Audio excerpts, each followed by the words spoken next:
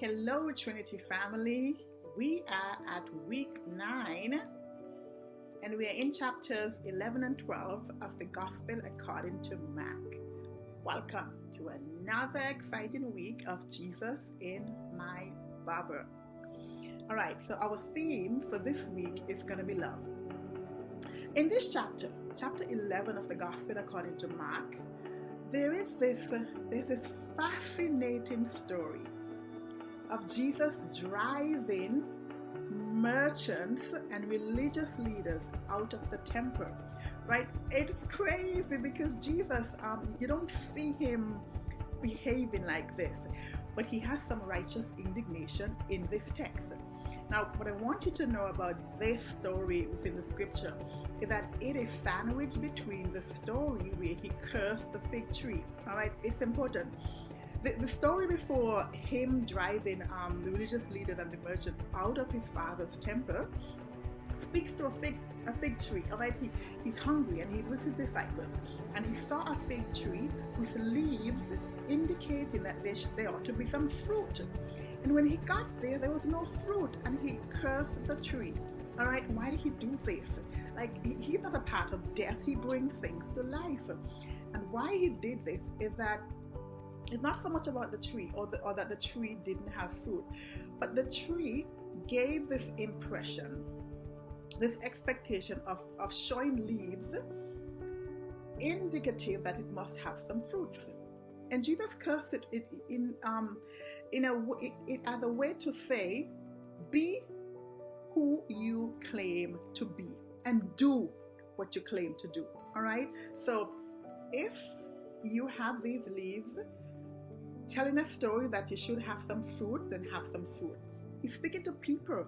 He's speaking to us. He's speaking to the religious leaders. He's saying, if you are religious people, if you are God's people, be that. All right? Do not give a false impression. And following that, he gets to the temple, and he's probably already upset, and he sees people selling and buying and ripping people off in his father's temple. Now, I'm going to share with you something.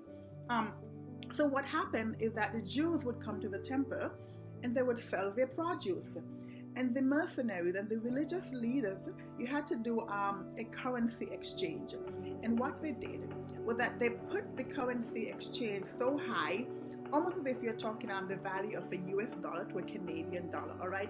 And so they raised that currency rate so that these Jews would have to pay more money. It's a rip-off, I tell you.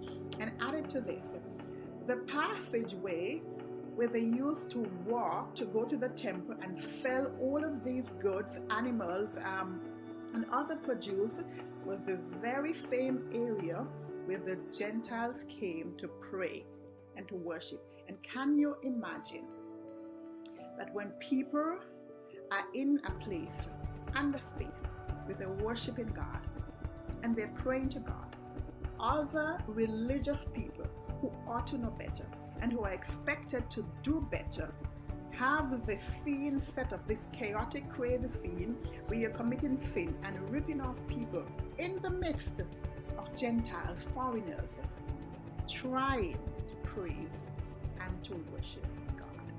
And Jesus, being very upset about this, he made this statement: my Father's house will be a house of prayer.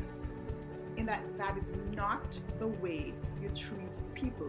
And he goes on to say this, he added this part, to all nations, in that just because these are Gentile people with occupying this space in a Jewish temple, it does not mean that they should be treated with such disrespect. All right?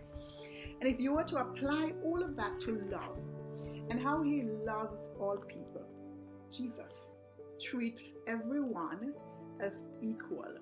And he's saying to you and I, be who you say you are and do what you are called to do. Do what is expected of you, because the place where you come to worship should be a place where all people can freely come and freely worship.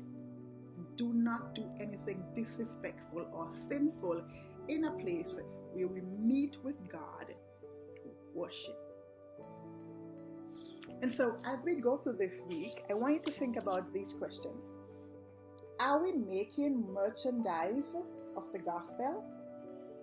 Do outsiders in our community think of our church building as a house of prayer for all nations? Are all nations welcome in our church? Do we go to church just to maintain our reputation?